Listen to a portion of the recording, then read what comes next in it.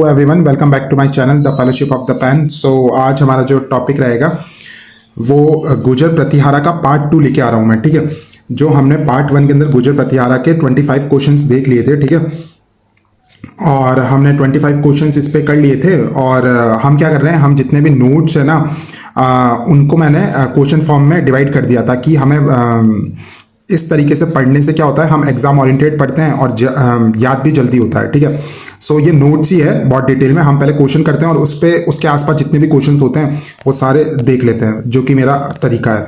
और ये बहुत ज़्यादा, जहाँ पे एमसीक्यू पूछे जाते हैं वहाँ पे ये बहुत ज़्यादा इफेक्टिव वे है पढ़ने का। ठीक है, सो हमें मीर भोज से स्टार्ट करना था। सो क्वेश्चन नंबर 25 देखते हैं, है ना। तो आपको क्या करना है, क्वेश्चन के अंदर भी कोई फैक्ट आ रहा है तो वो भी याद करना है, और आंसर में भी, और एक्सप्लेनेशन जो होगा वो भी आपको याद कर लेना। फिर इसके बाद इसके बाहर कोई क्वेश्चन जाएगा नहीं। ठीक है, so question number 25, which weak Pratihara ruler had a brief troubled reign of only 3 years। 833 से 836 तक सिर्फ 3 साल तक का रेन किसका था? तो ये था जो मिहिर भोज के जो फादर थे, जिनका नाम था रामभद्र जो थे, वो सिर्फ 3 साल तक ही उन्होंने राज किया। उसके बाद में उनके जो फर्स्ट कैपेबल सन थे मिहिर भोज, उन्होंने उन्हें सक्सीड किया। ठीक है, फिर आगे देखते हैं question number 26, Mihir Bhoj first the greatest ruler of the dynasty was an ardent devotee of Lord Vishnu. Which imperial title did he adopt and future on his coin and inscription. तो जो ये मिहिर भोज है, तो एक चीज़ तो आपको ये फैक्ट याद रखनी है कि मिहिर भोज जो था ना, वो लॉर्ड विष्णु का बहुत बड़ा डेवोटी था। ठीक है, और सेकंड, उसने अपने जो कॉइन्स है ना और इंस्क्रिप्शन में है ना, उसने एक इंपीरियल टाइटल भी लिया था। और वो टाइटल कौन सा था? तो उसने आदिवरा, उसको मिहिर भोज को और जाना जाता था आदिवरा से। ठीक है, क्योंकि जो मिहिर भोज था वो एक वैष्णविज्म फॉलोवर था। ठीक है, इसलिए उसने अपना नाम आदिवरा रखा। ठीक है, जिसका मीनिंग होता है द प्राइमेवल बोर। ठीक है, और हम आगे देखें तो जो ये टाइटल है ये उसकी जो ग्वालियर प्रशस्ति, तो आपको ये भी याद रखना है कि ग्वालियर प्रशस्ति किसकी है? मिहिर भोज की है। ठीक है, तो ग्वालियर प्रशस्ति के अंदर भी मिहिर भोज ने ये टाइटल कौन सा, आदिवरा यूज़ किया। ठीक है, और जितने उसके कॉइन्स थे, सिल्वर कॉइन्स उसने यूज़ किए, वहाँ पे भी आपको ये दिखेगा। और उसका एक और टाइटल था, वो था प्रभास।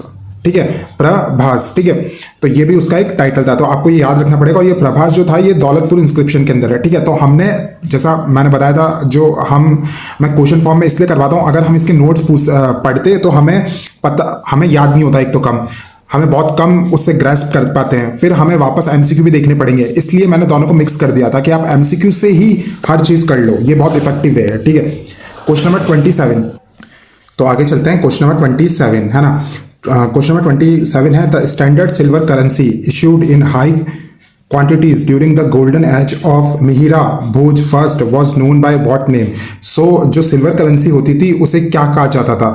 तो उसे कहा जाता था ड्रमा। ठीक है, ड्रमा कहा जाता था, और ये पूरा नाम इसका था आदिवरा ड्रमा। ये बहुत इंपॉर्टेंट क्वेश्चन है, ये पूछा भी गया था। तो हमने ये देखा कि जो सिल्वर कॉइन्स का यूज़ किया गया था, कब किया गया था? मिहिर भोज फर्स्ट के समय। ठीक है, और जो यहाँ पे जो कॉइन्स का नाम था वो था ड्रमा। ठीक है, आदिवरा ड्रमा। ठीक है, during the reign of Mihir Bhoj one the empire maintain a booming economy supported by silver coinage called dramma. ठीक है, ड्रमा। ठीक है, और एक और चीज़ फैक्ट आप याद रखना कि इसके ऊपर, जैसा हमने बताया, आदिवरा का चित्र था। ठीक है, आदिवरा जो विष्णु जी का अवतार है उसका इस पे आपको चित्र मिलेगा। ठीक है, और दूसरी साइड एक संस्कृत लेजेंड है श्रीमद आदिवरा। ठीक है, वो दूसरी साइड थे, कौन थे? श्रीमद आदिवरा। ठीक है, question number 28, the Arab traveller Sulaiman who visited India in 1851 during the reign of Mihir Bhoj one used which term to denote the Pratihara kingdom. So ये जो सुलेमान जो अरब से आए थे, इन्होंने ये कब आए थे? एक तो पहला क्वेश्चन तो ये आ जाएगा, भाई ये आए कब थे? तो ये मिहिर भोज के समय आए थे 851 में। ठीक है, इन्होंने गुर्जर प्रतिहारा किंगडम को जुड्स का, अल जुड्स। ठीक है, तो आप याद रखना, जुड्स या अल जुड्स इन्होंने कहा। ठीक है, फिर और उन्होंने लिखा कि सुलेमान ने लिखा कि जो किंग बोज है ना, उनके पास ग्रेट आर्मी है, ग्रेट कैवलरी है, और उनकी जो एरिया है जो उन्होंने कैप्चर कर रखा है वो भी बहुत बड़ा है। ठीक है, और इनकी जो सुलेमान की जो बुक थी वो थी सिलसिलात उत त्वारिक। क्या थी? सिलसिलात उत त्वारिक। ठीक है, तो हमने सारा सुलेमान के ऊपर जितने भी क्वेश्चन आ सकते हैं हमने सारा कर लिया इस क्वेश्चन में। ठीक है, तो ये टेक्निक जो कि मैं समझा रहा हूँ आपको, तो ये बेस्ट होती है। ठीक है, question number 29, under which Pratihara emperor did the empire reach its maximum territorial zenith extending deep into Bihar and north Bengal Paharpur. तो किस प्रतिहारा एम्पायर के अंदर जो ये गुर्जर प्रतिहारा था ना, ये अपनी मैक्सिमम टेरिटोरियल जेनिथ पे पहुंचे थे, इन्होंने बिहार और नॉर्थ बंगाल को भी अपने कब्जे में ले लिया था। तो वो थे महेंद्रपाल वन। ठीक है, तो नाम याद रखना, महेंद्रपाल वन के अंडर में इन्होंने बोध गया, राजगीर, रामगया और पहाड़पुर जैसे एरिया को भी अपने अंडर में ले लिया था। ठीक है, और ये अपने टेरिटोरियल जेनिथ पे थे। ठीक है, question number 30, the celebrated Sanskrit poet and dramatist Rajashekhara was the court guru या फिर राजगुरु और विच प्रतिहारा मोनार्च। तो ये जो राजशेखरा है, Rajashekhara one of the finest poets है उस समय के। तो ये किस राजा के अंडर थे? तो ये थे आपको महेंद्रपाल फर्स्ट के अंडर में ही आपको दिखेंगे। ठीक है, और ये कोर्ट पोइट भी थे। ठीक है, और जो इनके जो प्लेस थे उसके अंदर इन्होंने महेंद्रपाल की बहुत तारीफ की है और टाइटल्स भी दिए हैं महेंद्रपाल को, जैसे निर्भया न राजा। ठीक है, निर्भय या राजा या मतलब द फियरलेस किंग। ठीक है, और भी दिया है महाराजा अधिराज ऑफ आर्यवर्ता। ठीक है, या फिर निर्भया कापू भी दिया है। तो ये निर्भया नाम आते ही आपको किसको याद रखना है? महेंद्रपाल को देखना है। और किसने दिया? राजशेखरा ने दिया। ठीक है, question number 31, the Baghdadi traveller al Masudi visited Kannauj during the reign of which king whom he referred to as बौरा। ठीक है, तो एक तो आपको याद रखना है कि अल मसूदी जो था ना वो बगदाद से आया था और कन्नौज आया था वो 1915 और 1960 में। ठीक है, और इसने किस राजा के रेन को उसने बोला था? बौरा। ठीक है, तो ये था, इसका आंसर है महीपाल फर्स्ट। ठीक है, तो ये तो है महेंद्रपाल है ये तो, और ये है क्या है? महीपाल। तो ऑप्शन नंबर बी हो जाएगा। जो ये अरब ट्रैवलर और जोग्राफर है अल मसूदी ऑफ बगदाद, इन्होंने विजिट किया 1915 और 1960 में। ठीक है, during the reign of Mahipala first. ठीक है, और इनकी जो किताब थी वो थी मुरुज उद दहाब। क्या था? मुरुज उद दहाब। तो दहाब आप नाम याद रख लीजिए। और इन्होंने जो कन्नौज के राजा थे उससे क्या कहा था? बौरा क्या था? बौरा। ठीक है, और हाँ इतना काफी है। ठीक है, question number 32, in approximately 916 CE which Rashtrakuta king launched a sudden destructive attack on northern India and sacked the city of Kannauj. तो राष्ट्रकूटा के राजा ने सिटी ऑफ कन्नौज को किस राष्ट्रकूटा राजा ने हराया था 1916 में? ठीक है, तो वो थे इंद्रा थर्ड। ठीक है, इंद्रा थर्ड जो कि राष्ट्रकूटा राजा थे, उन्होंने 1916 के अंदर कन्नौज पे अटैक करके और गुर्जर प्रतिहारा राजा को हरा दिया था। ठीक है, और इस समय गुर्जर प्रतिहारा में कौन से राजा थे? तो वो महीपाल फर्स्ट ही थे। ठीक है, ठीक है, तो इनको हरा दिया जाता है और फिर बाद में ऑल्दो महीपाला फर्स्ट है ना manage to reoccupy Kannauj after Indra third withdrew back to Deccan. तो ये जो इंदिरा थर्ड है राष्ट्रकूटा किंग, ये हरा के वापस साउथ में चले जाते हैं। उसके बाद में वापस महीपाला फर्स्ट वहां पे कन्नौज को अपने अंडर ले लेते हैं। ठीक है, question number 33, when Mahmud of Ghazni invaded Kannauj in 1018 which Pratihara king fled the capital without putting up a fight. तो जब महमूद ऑफ गजनी जब अटैक किया कन्नौज पे, ठीक है, तो कौन से गुर्जर प्रतिहारा के राजा थे जिन्होंने लड़ाई नहीं लड़के वो पीछे हट गए थे? ठीक है, तो वो थे राज्यपाला। ठीक है, तो राज्यपाला का तो क्वेश्चन ऐसा आ सकता है कि भाई महमूद ऑफ गजनी के समय गुर्जर प्रतिहारा राजा कौन थे? तो वो कौन थे? राज्यपाला थे। ठीक है, तो ऐसे भी आ सकता है। The Turkish invader Mahmud of Ghazni march toward Kannauj the reigning Pratihara king Rajyapala panic and abandon the fortified capital. ठीक है, question number 34, which Rajput ruler was so enraged by king Rajyapala cowardly retreat before Mahmud of Ghazni that he forfeit an alliance and executed Rajyapala. तो कौन से राजा थे जिन्होंने, क्योंकि ये राज्यपाला डर के पीछे हट गए थे तो इसकी वजह से राज्यपाला को एग्जीक्यूट कर दिया, मार दिया गया। ठीक है, तो कौन से राजपूत रूलर ने मारा था? तो इसका आंसर आएगा विद्याधर चंदेला। तो आप चंदेला याद रख लीजिए, विद्याधर चंदेला ने एग्जीक्यूट कर दिया था क्योंकि राज्यपाल ने फाइट नहीं करके वो पीछे हट गए थे। तो इसकी वजह से विद्याधर चंदेला ने अपना अलायंस तोड़ दिए किसके साथ में? राज्यपाला के साथ में, और उसे एग्जीक्यूट कर दिया। ठीक है, और राज्यपाल का जो सन था त्रिलोचन पाल, उसे गद्दी पे बिठा दिया। Question number 35, who was the final recorded Pratihara ruler of Kannauj before the city was conquered by Chandradeva of Gahadavala dynasty in 1090। तो फाइनल प्रतिहारा रूलर कौन थे कन्नौज की सिटी पे उससे पहले, मतलब फाइनल रूलर कौन थे, क्योंकि 1090 में गहडवाल डायनेस्टी के जो चंद्रदेवा है ना, उन्होंने फाइनली हरा दिया था। तो किसको हराया था और कौन सबसे लास्ट रूलर था गुर्जर प्रतिहारा का at the seat of Kannauj? तो वो थे यशपाल। ठीक है, यशपाल लास्ट रूलर थे जो कि 1090 सी में खत्म हो जाता है। Question number 36, the tripartite struggle centered on control of imperial Kannauj. What made Kannauj the ultimate geographical prize between 8th and 10th century? तो ये सब है ना कन्नौज के पीछे पड़े रहते थे। जो ट्राइपार्टाइट स्ट्रगल भी हुआ था किनके बीच में, गुर्जर प्रतिहारा और पाला डायनेस्टी और राष्ट्रकूटा के बीच में। तो ये सब कन्नौज के पीछे क्यों पड़े थे? क्योंकि अब ऑप्शन देखते हैं, presence of silver and gold mines. ठीक है, तो ऐसा तो कुछ नहीं था। Controls of the fertile Ganges Yamuna Doab and prestige as the imperial seat of Harshavardhana. हाँ, तो ये सही है, क्योंकि वहाँ की जो ये दुआब क्षेत्र है कन्नौज, तो यहाँ पे बहुत ज़्यादा आपको फर्टाइल लैंड थी, वहाँ पे बहुत ज़्यादा एग्रीकल्चर होता था। ठीक है, इसलिए इसके पीछे सब पड़े थे। Control of the fertile gangs Ganges Yamuna Doab and Prestige as the imperial seat of Harshvardhana. Detailed explanation यह है कि ever since Emperor Harshvardhana made Kannauj his capital in 7th century, the city was viewed as a symbol of imperial sovereignty over northern India, जिसे कहते हैं उत्तर पात। ठीक है, तो कन्नौज को क्या कहा जाता है? कन्या कुब्जा। ठीक है, कन्या कुब्जा। ठीक है, question number 37, which 3 major Indian dynasty engage in the 150 years tripartite struggle? तो मैंने ये बताया था कौन थे, गुर्जर प्रतिहारा थे, पाला थे और राष्ट्रकूटा थे। ठीक है, और जो मैंने बताया था राष्ट्रकूटा साउथ में है, डेक्कन में थे, और पालास जो थे वो बंगाल बिहार में थे, गुर्जर प्रतिहारा राजस्थान और मालवा में थे। ठीक है, अब हम आगे चलते हैं। Question number 38, in the imperial administrative setup of the Gurjara Pratihara what was the primary responsibility of the official known as a Kottapala? ठीक है, तो कोटापाला कौन होते थे? ठीक है, तो ये सुप्रीम कमांडर को क्या कहा जाता था?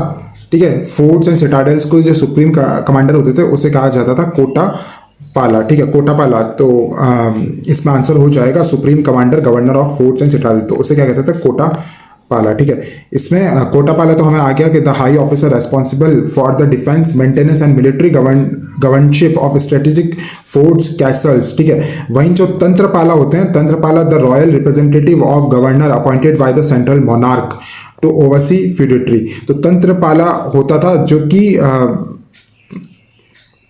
गवर्नर की जिस पोस्ट पे कोई होता था, जो कि पूरा सेंटर के अंडर जो सारा चीज़ संभालता था, उसे तो तंत्रपाला कहता था। और जो कहते थे, और जो डिफेंस और मिलिट्री और फोर्ट्स के बारे में जो मेंटेन करता था उसे कोटापाला कहता था। ठीक कहते थे। ठीक है, क्वेश्चन नंबर 39, ये मैच द फॉलोइंग है, तो इसमें देख लेते हैं। ठीक है, special royal envy for land charters, इसे कहा जाता था दंड पक्षिका। ठीक है, फिर नीचे ये भी दे रखा है। ठीक है, तो ये मैंने टाइप करने में उसने सीधा लिया नहीं, तो हम क्या करते हैं, इसके आंसर देख लेते हैं। ठीक है, तो ठीक है, तो क्वेश्चन तो ये है, लेकिन ये लाइक वर्टिकल होना चाहिए था, तो हम आंसर लाइक हम मार्क कर लेते हैं कि देखो दंड पशिका, तो दंड पशिका में नाम ही आ रहा है, तो ये इंटरनल लॉ को दंड कब दिया जाता है कि कोई कुछ चोरी करे तो क्रिमिनल्स को संभालेंगे और इंटरनल लॉ को संभालेंगे, तो ये दंड पशिका। ठीक है, ये तो याद हो गया। दो हमें याद ही है, कोटापाला तो कौन से होते हैं, जो कि आर्मी, ठीक है, आर्मी को संभालते हैं जो कोटापाला। ठीक है, तंत्रपाला कौन होते हैं,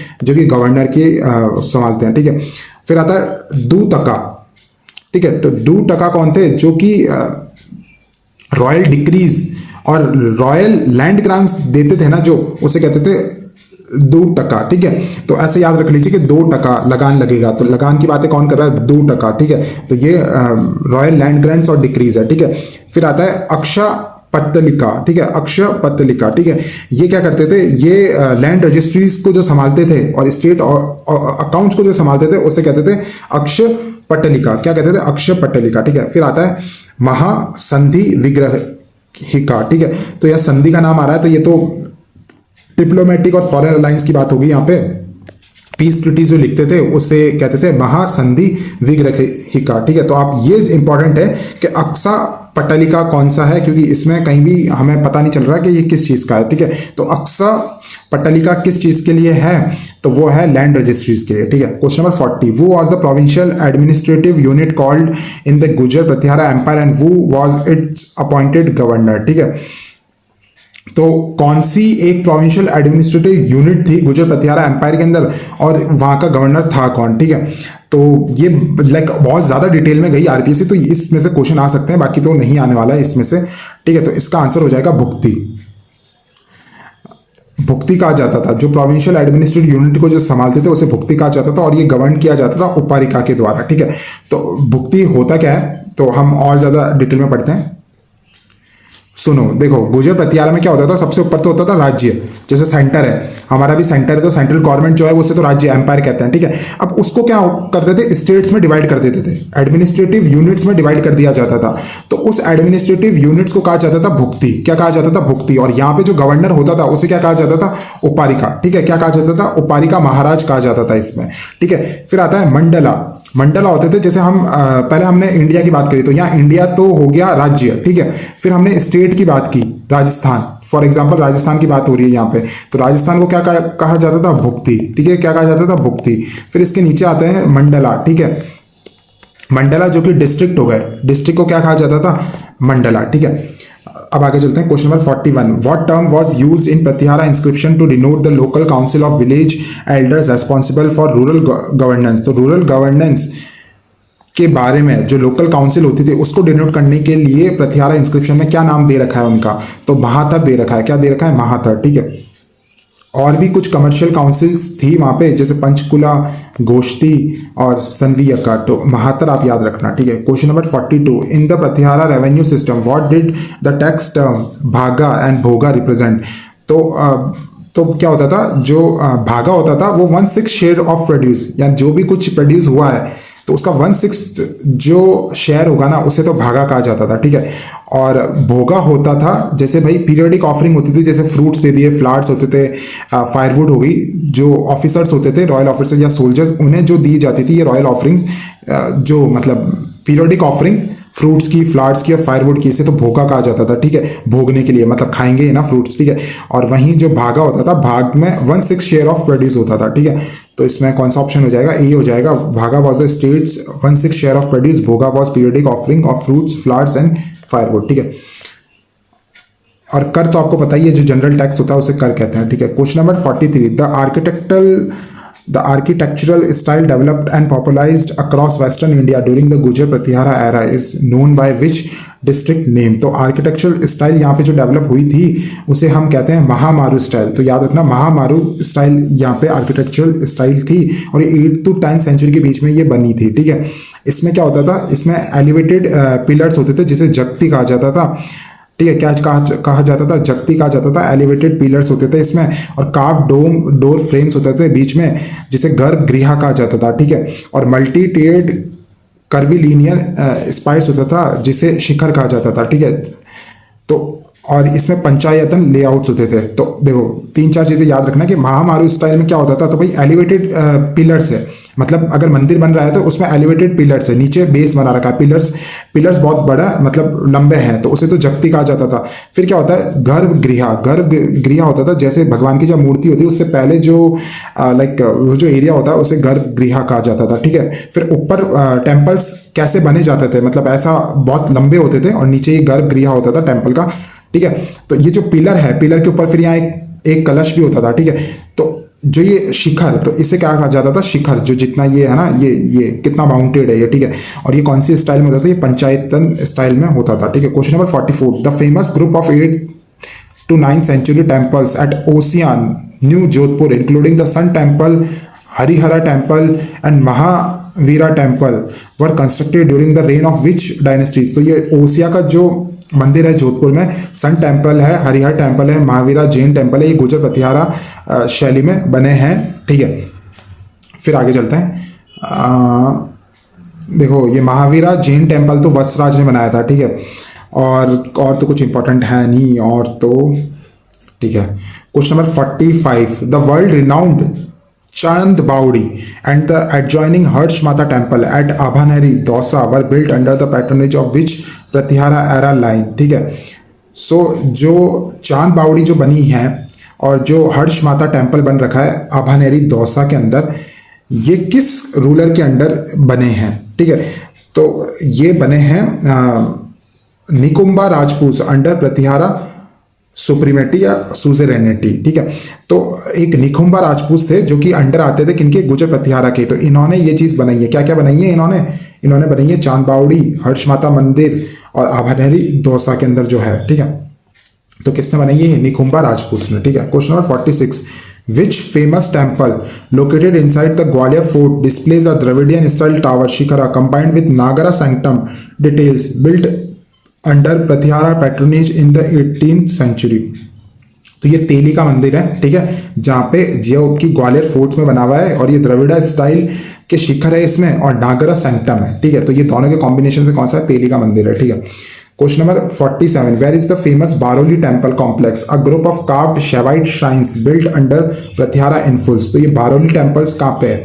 ठीक है, तो बारोली टेम्पल्स है रावत भाटा चित्तौड़गढ़ में। तो यहाँ पे क्या है? बारोली टेम्पल कॉम्प्लेक्स है। ठीक है, question number 48, the great mathematician and astronomer Brahmagupta who composed the Brahma Sphuta Siddhanta lived and worked in Bhinmal during the reign of which king? तो ये भीनमाल मतलब जालोर, मॉडर्न जालोर। तो ये जालोर के अंदर किनका जन्म हुआ था? ब्रह्मगुप्ता का। ठीक है, जो कि famous great mathematician and astronomer थे। तो यहाँ पे उस समय कौन राजा थे?